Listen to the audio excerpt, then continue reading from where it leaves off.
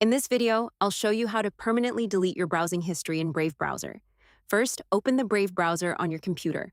Once it's open, look at the top right corner and click on the three horizontal lines. From the drop-down menu, click on History.